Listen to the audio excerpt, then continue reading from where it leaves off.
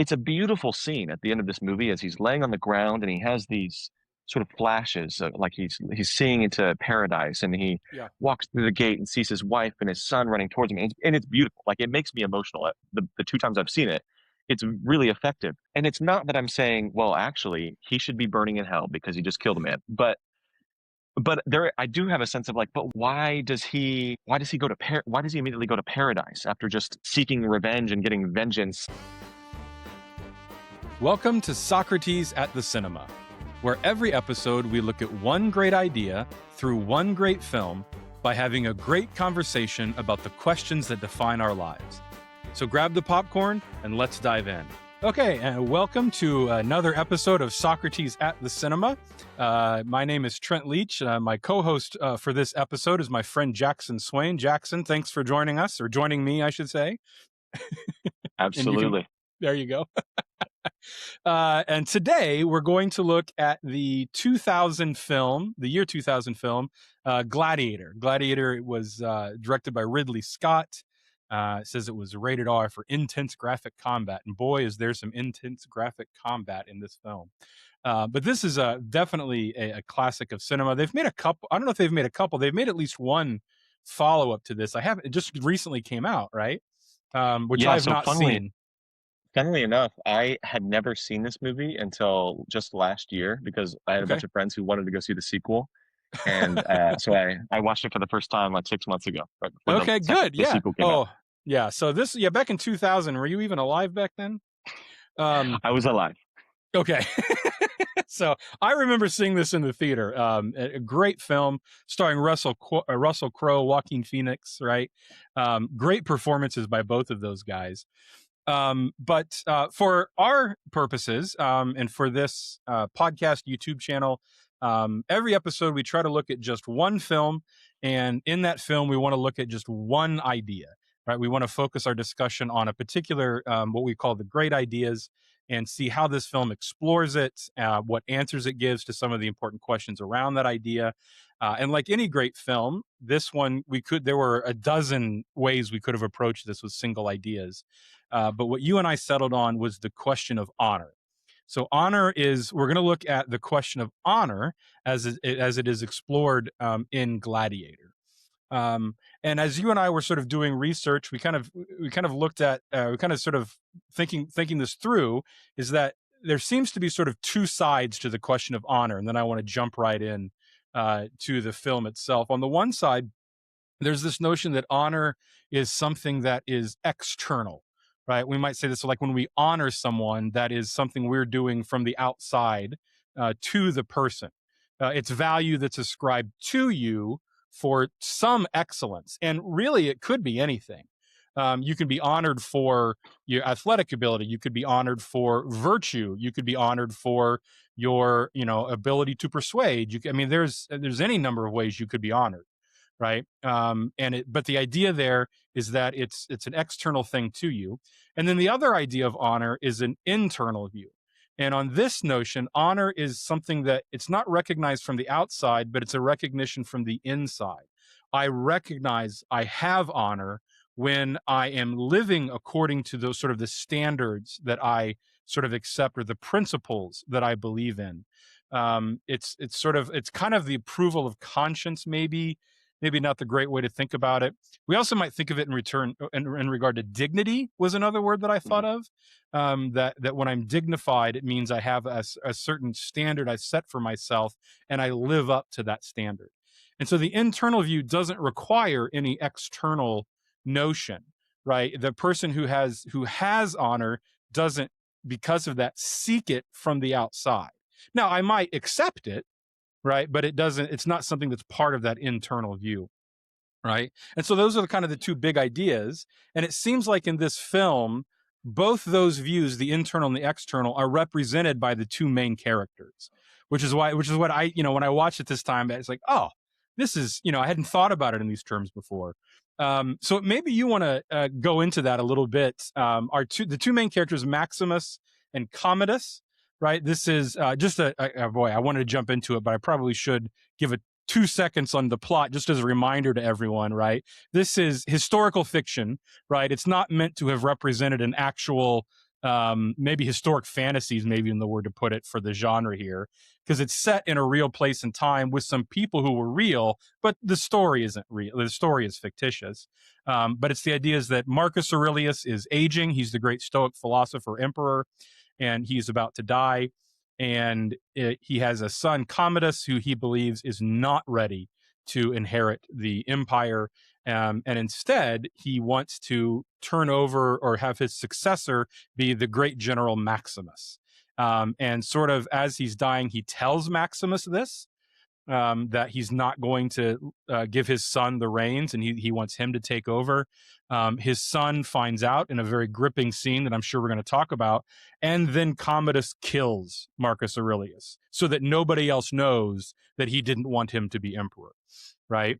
And then from there, Commodus, as you do, has to have Maximus killed along with his family, because he can't let him be he can't let him, get out that he was supposed to be the emperor or to challenge his rule. And so he sends off Maximus with one of Maximus's generals, and that's a whole other issue that we can look at, to be killed. And in the meantime, also executes Maximus's wife and his son. And so Maximus ends up escaping and ends up getting bought into sort of slavery. And the slaver that buys him runs sort of a gladiator ring, and Maximus becomes kind of a gladiator star and ends up back in Rome where he challenges, or Commodus finds out he's not dead. And that's the plot of the film. All right. So to go back then, I've been talking a lot and I didn't want to do that. So Maximus and Commodus represent the two different views of honor, right? And you shared you'd had some thoughts about this distinction, about how each represents one of those views. So why don't we start with maybe Maximus and his view of honor, or how the film portrays the notion of honor through Maximus? Maybe that's the way to put it. What did you think about that? So, I mean, just to even back up even before that, I found it hard to think of ways to discuss honor, Mm-hmm. um, partially because honor's not a word that we use a ton in contemporary, Yeah. secular Western culture. Yeah. We use maybe adjacent words like maybe fame, maybe even glory we might use Yeah. sometimes, but honor is not something that we tend to talk about nearly as much. So I find it a little difficult Mm. to even think of how to have a discussion about it in sort of contemporary terms. But the movie does paint such a stark picture that it's pretty easy to Okay. draw Yeah. out some of the Yeah. Yeah. I some of do the think we have, implications there. yeah, I do think we have the language kind of externally, right? That Mhm, we honor someone, we have honorary degrees, right? You have, right? So there are honor awards, right? You like the Academy Awards or honors, right? yeah. Nobel Prizes are honors. But yeah, I think you're right that in that internal sense, you know, how often do you appeal to someone's honor in that How often do internal people sense? say, "I wanna vote for this candidate because he's an honorable man," or something like Yes. that? Like, no one's ever said Yeah. that in the last 50 Yeah. years, like Yeah. Yeah, I think so. And to what degree are people concerned about their honor? Well, I can't do this or that because of my, it would dishonor me, right? In that sense. Yeah, yeah, you're right. I don't think we talk about it in that internal sense, which maybe is why Maximus is such a striking hero, right? Because he's mhm, presenting us something that maybe we've forgotten mhm, in sort of, like you said, sort of Western, sort of secular society. mhm. I mean, is that why this is such a compelling character? Or maybe we should look at what exactly is his view of honor, or how does that motivate him in the film?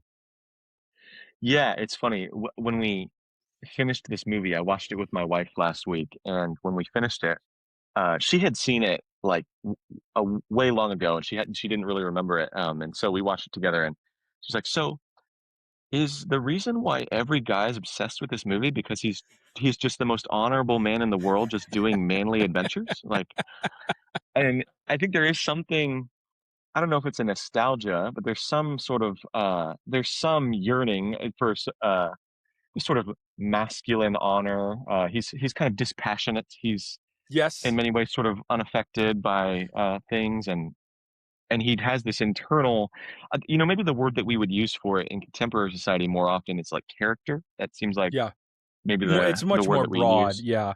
Yeah, Yeah. it is. I mean, it is fit. I mean, he is the the student or the disciple of Marcus Aurelius, Yeah. right? One of the greatest Stoic philosophers. So Maximus does, right? He is presented, I think, as a very good Stoic philosopher, right? Or that he's living out kind of Stoic principles, right? Of being controlled by not being controlled by my emotions, having self-control over myself, and being concerned about my personal virtue, right? Hmm. Where he differs from Aurelius is that he really shuns like political life, right? He's a Yeah. general and he's a good warrior, but he doesn't want to be involved in politics, right? It almost seems like he's more interested in his duty than he is sort of fame or glory. Yes, first his duty to his country, right? Yeah. Because that's big for the Romans, right? Big for the Hmm. Stoics. You have a duty to sort of your homeland and defending your country. And then once Maximus sees that he's fulfilled that, his next duty is to his family, right? Yeah. And so he says, I'm done with this soldier thing, right? We've won the war, right? We've secured the empire. I want to go home and be a farmer and love my family. That's all he wants in the world, right? Which is very consistent with the concept of honor, right? Honor is this recognition that I'm living according to the virtues to which I ascribe, right? Uh-huh. And it's not a false sense of pride either, right? It's honor is not a virtue, though. We should make that clear. Like there's not a mean between two different kinds of honor. It's simply a quality that a person has. It's probably related to honesty. It's like it's like Hmm. self-recognition. Like I can be prideful and vain, right? And have an overestimation of myself, or I can be Hmm. sort of self-deprecating and undervalue Yeah. myself. And that kind of humility is that mean where I recognize strengths and weaknesses, and I'm honest about those, and that I live then in accordance with those principles. And I think that's what's really compelling about Maximus to me, is that he is living according. At least maybe we can start. At least it seems like that's the portrayal of the film, right? That he's Certainly. living Yeah. according to his principles, and that there's something very, and that and and I also think and I'm sorry I'm dominating the discussion here, but I think it's also because we recognize the principles he's living by are good and virtuous in alignment with sort of human nature, right? I suppose, like, I don't think in the classical sense that you would be honorable if you're living according to principles that are false or bad, right? Because then it's just like there's a kind of there's a falsehood to it. So true internal honor has to be living in line with principles that are true as well. I don't know. What do you think of that? Because then any Yeah. principle I have, as long as I'm acting accordingly, I would be honorable, and that doesn't quite seem Yeah. right. I mean, I think of like sort of gangster mythology, like they have this sort of their own code of honor that maybe aligns to some virtues, or It's a great point. some ideals that may or may not align with what we would call always great, Yeah, but it's something. yeah, Yeah, it's funny that Maximus sort of appeals to impulses, sort of two sides of impulses that people have. On one hand, he has the glory of the Roman Empire and being a great general in Rome, and he also has the impulse to, I just want to have a simple life with my family and be on a yeah, farm. He sort yeah. of exemplifies both of those. Well, I mean, It it's makes him kind a of. I mean, really appealing character. yeah. I mean, it might be this. I mean, it might be the same reason that a character like George Washington is so appealing, sort of in the American mind, right? There's Yeah. a reason that Washington is kind of this mythical American hero, is because it seems like he similarly was sort of a great general, a great fighter. But then he also, even though he acquiesced and said, "Yeah, I'll be president," he didn't really want it, and he, after a couple rounds, he gave it up. He says, "They I wanted didn't to think make of him that. king." Right? That's funny Yeah, because he Maximus has the same sort of impulse when he's yeah, asked to yeah, fill in the yeah. emperor's shoes, and And I don't. he's sort of hesitant. He Mhm. doesn't seem like he wants to do that. Oh, not at all. No. Because it's and it does. I don't think. I don't know. Is that out of sort of a duty to his family? Is it maybe also a recognition that he's maybe not equipped to deal with the political sort of machinations of the Senate, and because so he can navigate a battlefield, but can he navigate like a backroom deal Yeah, with a these bureaucracy. senators? Yeah, Yeah, that's the word, a yeah. bureaucracy. Yeah, maybe he just doesn't feel equipped for that, because that's a whole other sort of skill set, we might say. Maybe part of the reason he shuns it is because he can't. I mean, I don't know if the film makes this argument, but maybe the idea. I'm probably going beyond the interpretation of the film, but maybe it's because it's not possible to maintain your honor in those sittings. I don't know. It's kind of Yeah. Machiavelli's argument, right? Yeah. And I mean, if you look at his foil as a character, you certainly don't get the impression that it's easy to maintain your honor in that scenario. Yeah. So let's talk about his foil then, Commodus, who is the son of Aurelius, who Aurelius says he's a bad guy. He's a bad man. He should not have any political power. And he kind of proves him right by murdering Aurelius in the film, right? I mean, he kind of proves it. So what is his view of honor? Well, I mean, he's obviously made to be sort of sniveling and ambitious. Interestingly, is one of the things that he says Yes.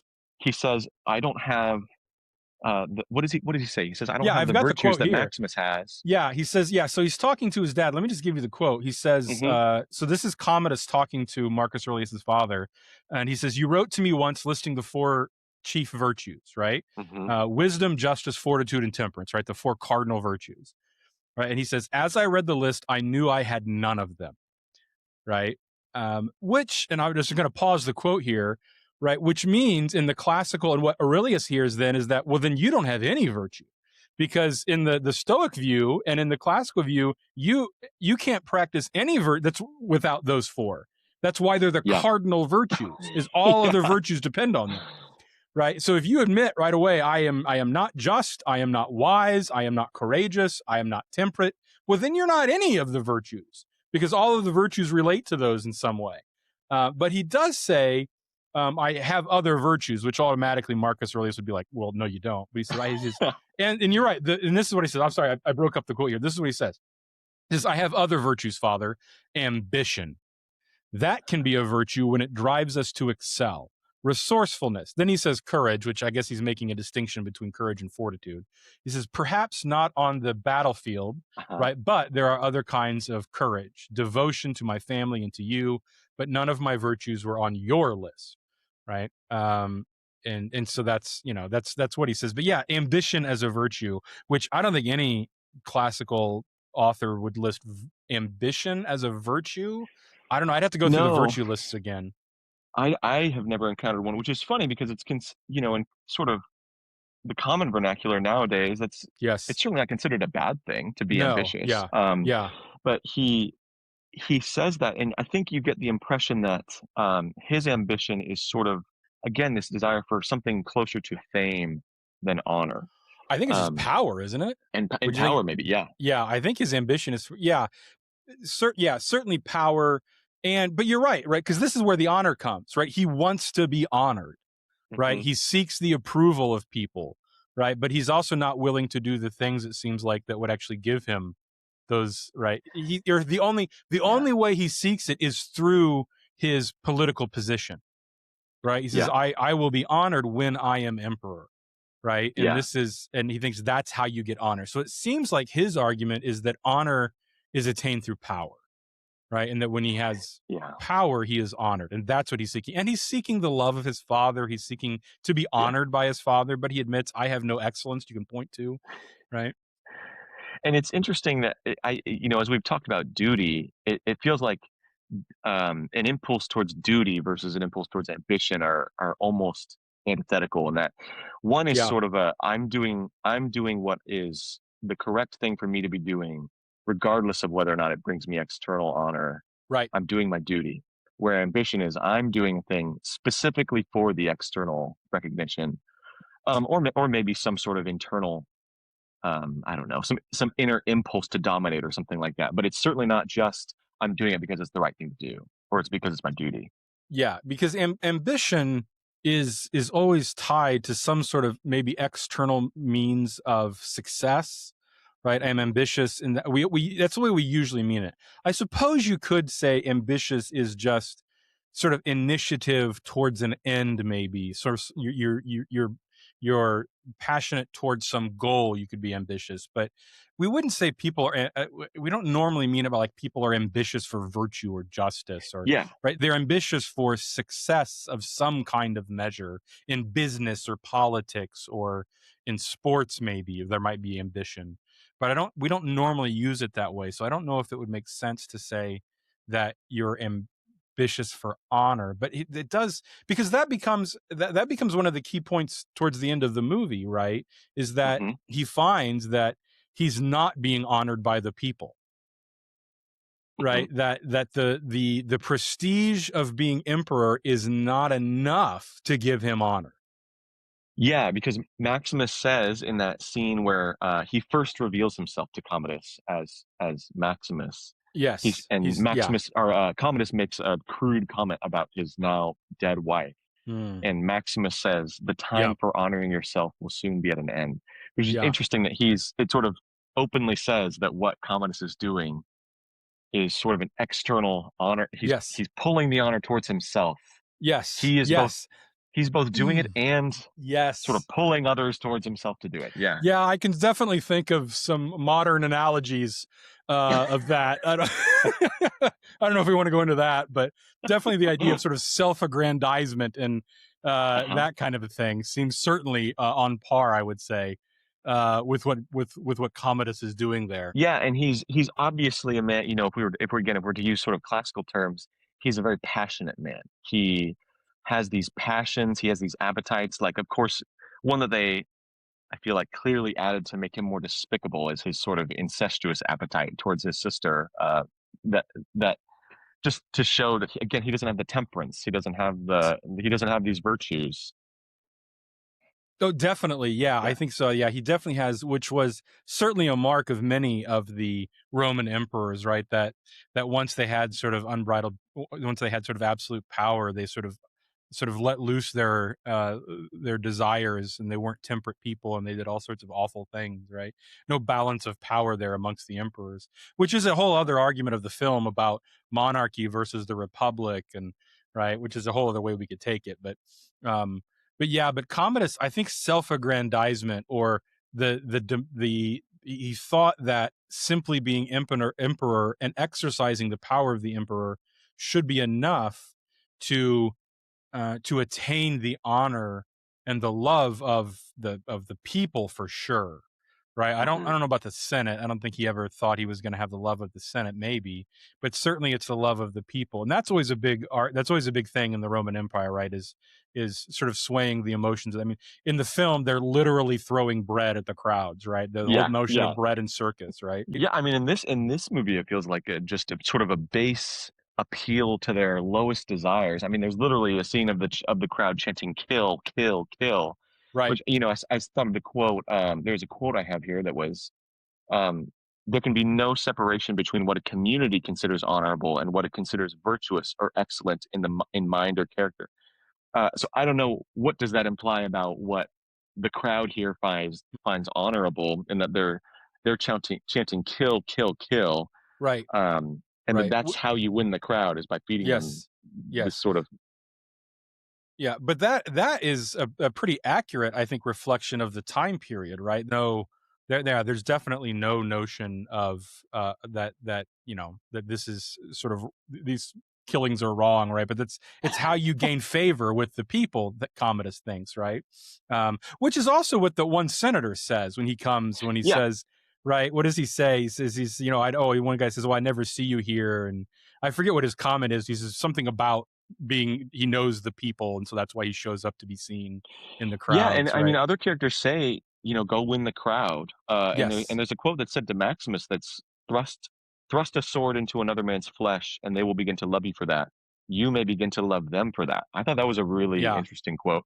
Yeah, I think Um, that's the temptation, right? yeah, Which I don't think Maximus really has. Like, one of the things that I did wonder about is that if I mean, part of what happens in the end, again, this is, this movie's 26 years old, so if you haven't watched it, I'm sorry, this is a spoiler alert, right? But Maximus dies in the end, right?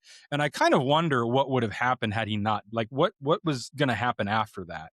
Because he seems to be someone who is, this is kind of a, I mean, this is maybe another question of honor. What is motivating his his desire to track down and kill Commodus, right? Is he motivated by a sense of honor and justice towards his family?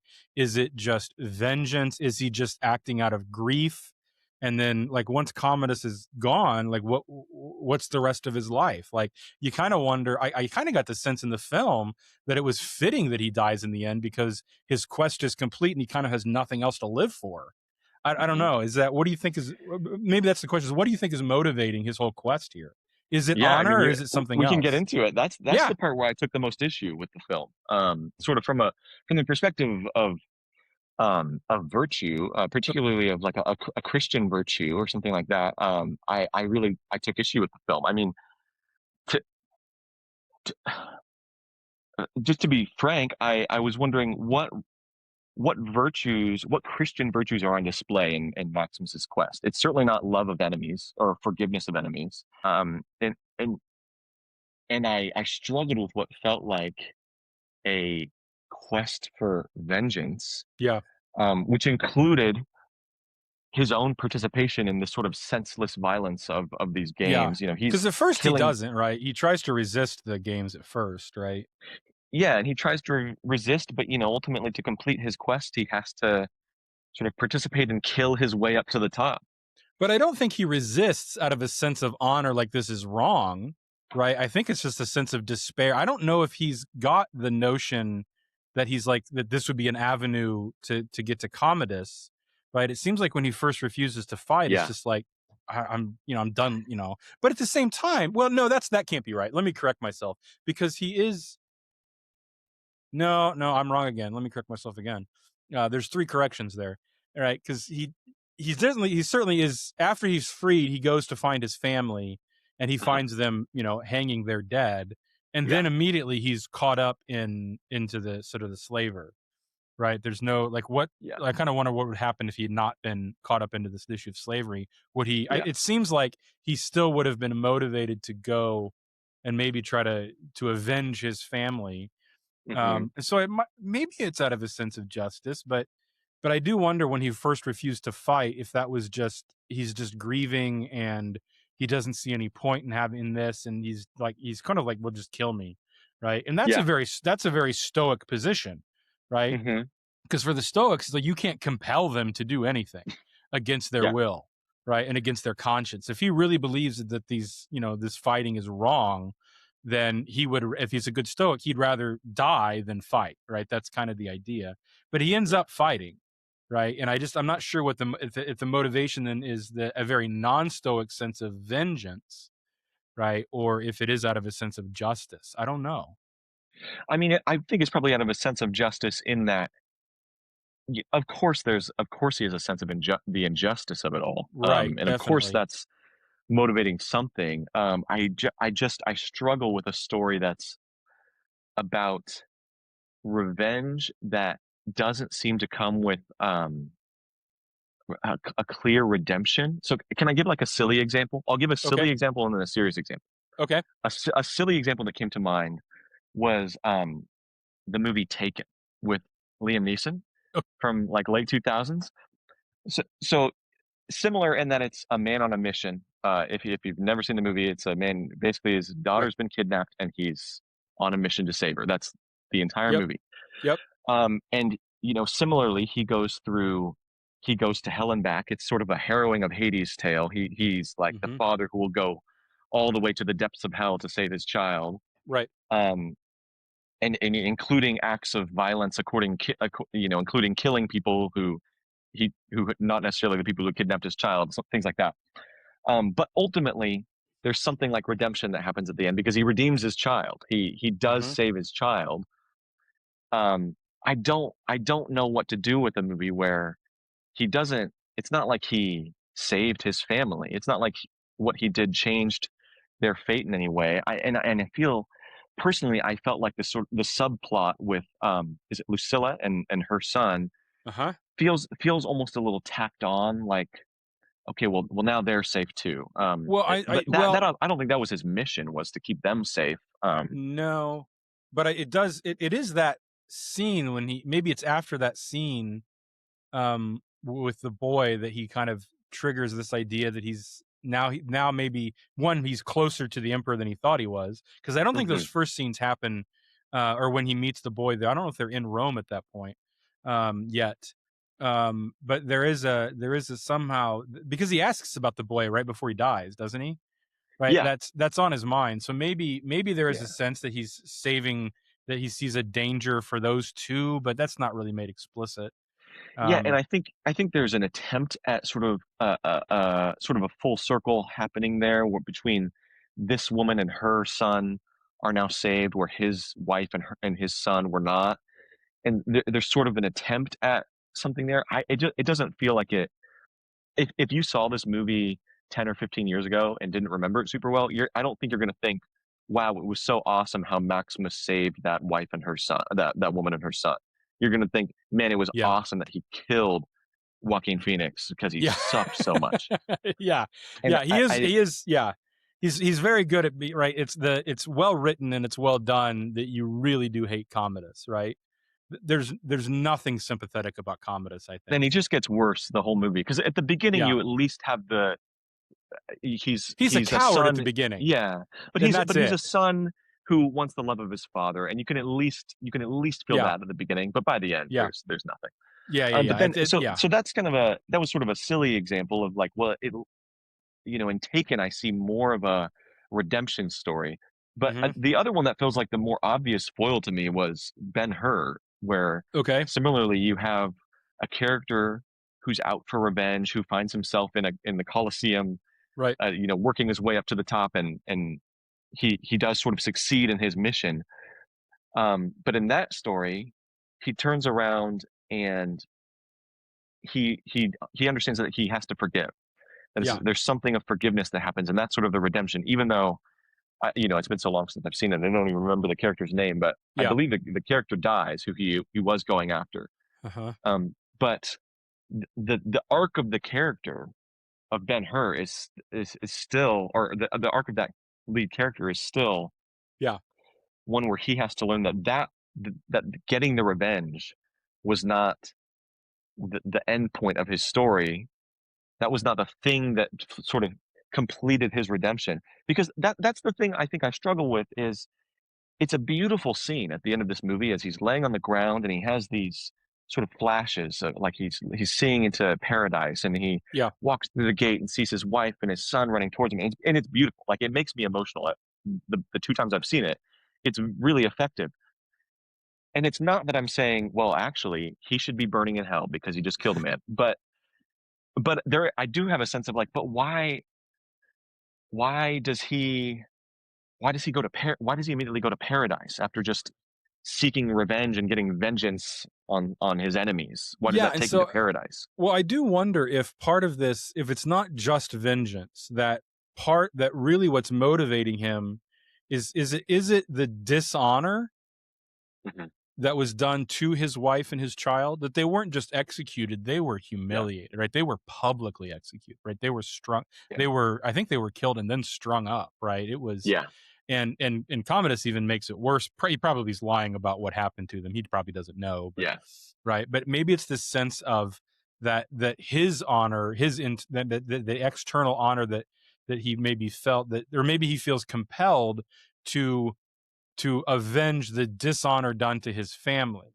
right? To his loved ones. That it's this idea that, well, I mean, what would it say of the man who didn't want to go and seek sort of justice for the person who dishonored and who humiliated and killed your loved ones, right? I mean, I think that's part of, maybe it was part of what's happening in the film, is part of what's motivating him. Not that, because but on the other hand, if he's really honorable, he wouldn't care what other people thought. yeah, But there is maybe there is this internal sense of, they were so dishonored, they were so humiliated and dehumanized, that yeah, this other person also deserves to be killed and dehumanized, and that's justice. So maybe it's not that, because it's not, I mean, it's a question of what's the difference between justice and vengeance, right? I yeah. mean, I think that's something we'd have to settle, but maybe that's, if I can give a more sympathetic reading to him, maybe that's what's going on there. Yeah, and I mean, I think I understand that, and certainly the movie makes it really hard to disagree. The movie makes it, you root for him to kill Yeah, Commodus for sure, you do. and the Absolutely. movie makes you want that. I Yeah. question whether or not that's actually good. I mean, I think again, it's hard for me to divorce sort of a quote unquote neutral conversation about virtue from my Yeah. own Christian perspective. But I Right. think of stories, I was looking up stories of like legends of saints where someone had killed their family member Yeah. and then they went off and became a monk somewhere. And Yeah. then, there's all these stories of Yeah. like this person shows up at their monastery looking Yeah. for safety from the law or something. Right. And they talk to them and they find out that this person is the one who killed their brother. Right. And what they do is they offer them forgiveness.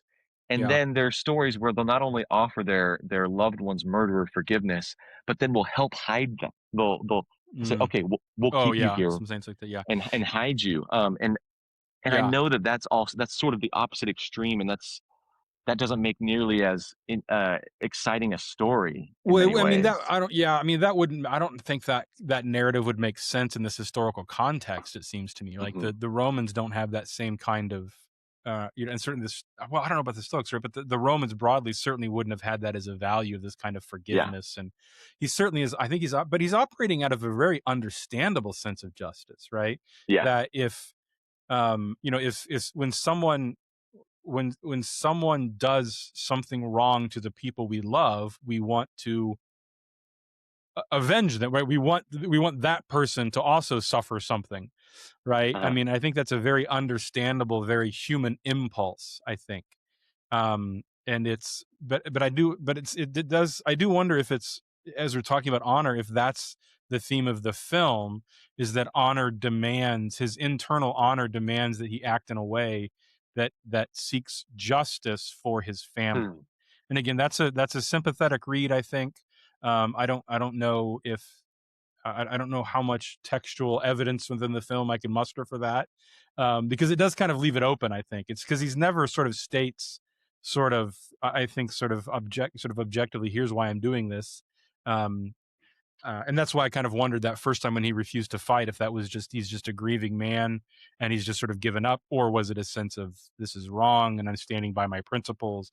I would think it seems Yeah. to be more of a grieving thing, really, which maybe shows I think he's that's how it not the struck perfect me. stoic. Yeah, yeah.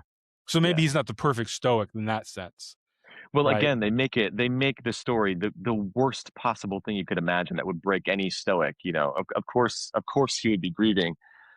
And I guess maybe we're coming back to the question of this sort of internal versus external honor. In the reading that I was doing, there's sort of three sources of honor that you can consider when thinking about honor. There's the internal, Right. and then there's the external, and then there's sort of the honor that comes from the divine, however Mm, you conceive of that, God, or maybe if you're Platonic, maybe it would be something other than that. But again, that seems to that idea of honor coming from something more divine seems to solve the issue in some way for me, because on one hand it is external, but on the other hand it's not sort of the arbitrary right. opinion of the crowd.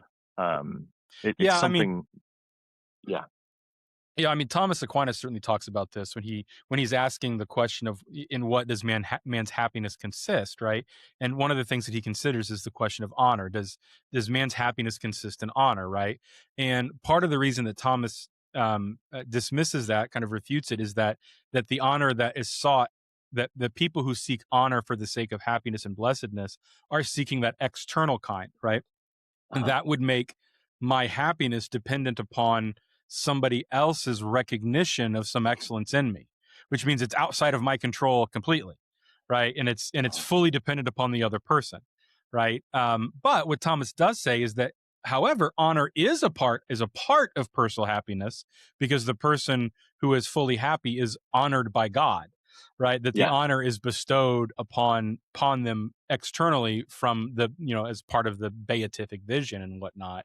um but so it seems like Thomas is in that sense, that people seek And maybe Commodus is that he was seeking his happiness and honor, and that can't happen because, as Commodus found out, one, you can't guarantee it, and two, you could also be honored for bad things, right? Mhm. You can have you can, certainly people honor tyrants, right? They, preside, provided that they are happy and the bread and circuses continue, right? Yeah. There certainly are people are fickle with bestowing their honors, right? And so there's no guarantee that what you're honored for is a good thing, right? But one of the things you do definitely see in the film is that Maximus definitely does not seek the honor of the crowds. Like, he does not. I Mhm. mean, he's it's pretty clear that I think his internal sense of honor is a much greater motivating factor, than any sense that he needs the people's approval for what he's doing.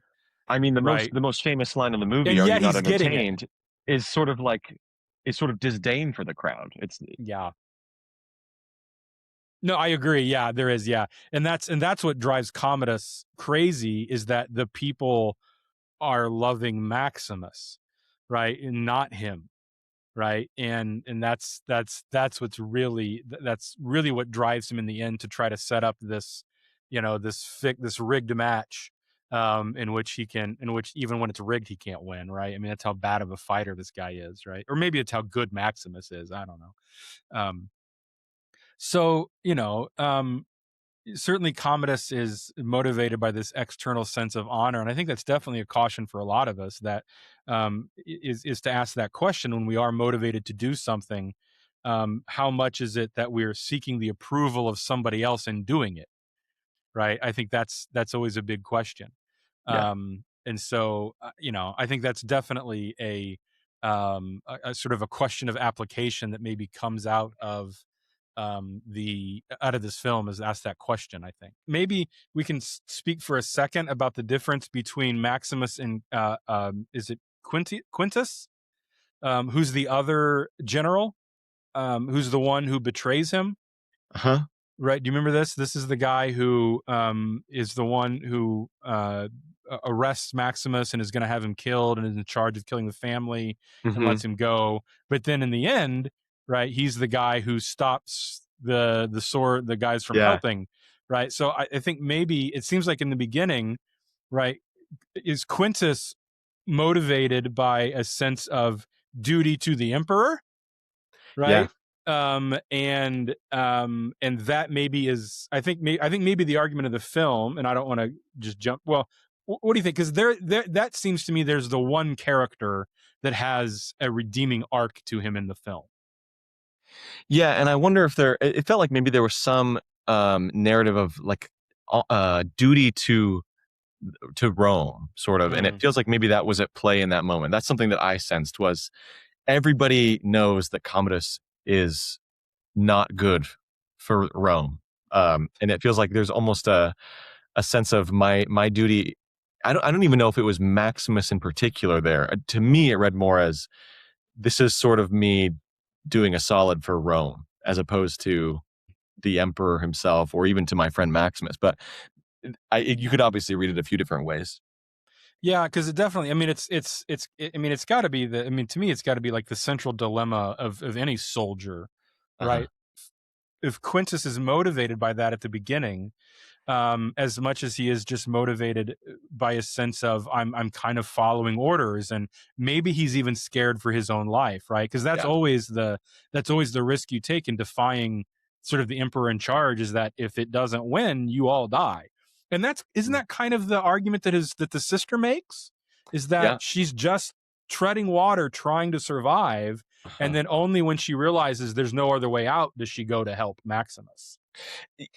Something that stuck out to me was in the beginning, when Maximus is speaking with Marcus Aurelius, and he's kind of arguing with him a little bit. He's saying, like, I don't want to do what you're telling me to do, which is interesting. One, because he's trying to defy the emperor a little bit, Hmm. but also because he doesn't seem to fear having an argument with this person, because it seems like Marcus Aurelius is a reasonable, honorable person. Yeah. So he can have that conversation. Whereas everybody else, when it comes to Commodus, wouldn't dare have a conversation where they say, I don't want to do that. I don't want to do that right now. I can't do that. No one else would say that to him.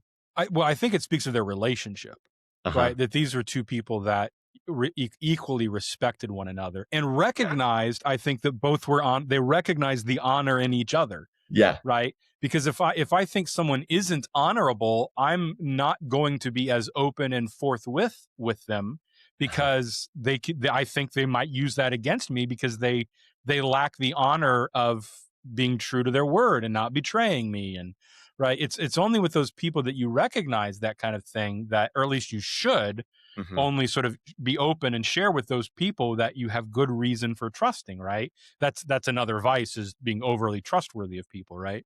Which is clearly how Commodus's sister is reacting to the situation, and says she's closing off. She's trying to secretly figure some other solution here. Yeah, because her brother is not trustworthy in any way. No, definitely not. Yeah, you can't be open and honest with Commodus, right? You can't have the honest, the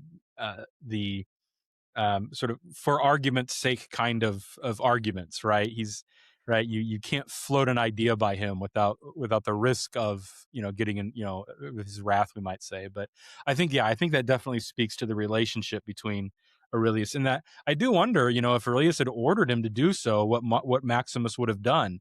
Because it's kind of unresolved. I mean, it seems like in the end, it's Maximus is going away, and he's if Commodus hadn't killed Marcus, then I think he would have just gone and been on the farm, right? He wouldn't have followed through, I think, right? Yeah. I don't think he would have taken it over. Which is interesting, because the suggestion seems to be that Rome is not in good hands without you, Maximus. So I guess there's potentially a question of duty there, but I think Maximus thinks he's done his duty, right? He's a soldier, and he's done his soldier duty. Yeah. Right. And he's not a politician. So I don't think he sees that he has any duty beyond that with his calling. Right. I mean, that's another very Stoic principle, is sort of accept your fate, accept who you are, and live according to that. And I'm a soldier. Right. Which is so funny, because again, just the foil is just so strong, because Commodus cannot accept his fate. He cannot accept that he is a lesser man, that he is not, even though he's living a life of luxury no matter what. And he even maybe could find some leadership that would work for him, but because he's not being the emperor, he cannot accept that. He cannot accept it.